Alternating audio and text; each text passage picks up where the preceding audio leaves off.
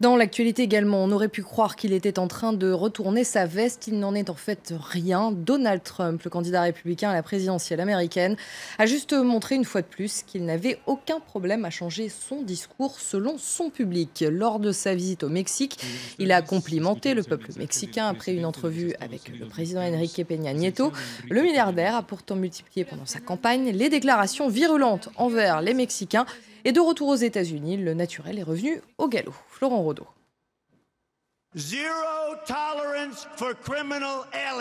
Le style est caractéristique de Donald Trump.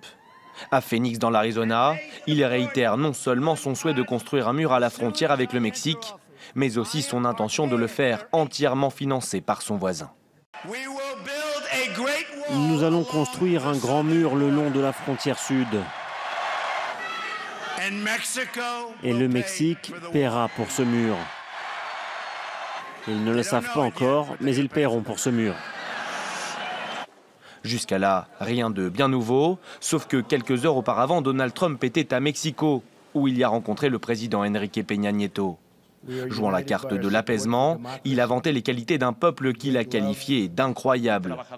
Pas un mot en revanche sur le financement de ce mur, histoire de ne pas froisser ses amis mexicains, selon ses propres termes.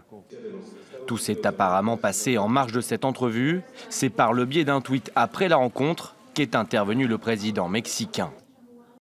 Au début de la conversation avec Donald Trump, j'ai clairement indiqué que le Mexique ne paierait pas le mur. Pour Hillary Clinton, Donald Trump a raté son premier test à l'international.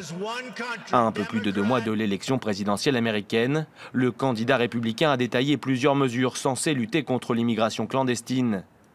Parmi elles, le triplement du nombre d'agents à la frontière et la création d'une force spéciale chargée d'identifier les migrants sans papier.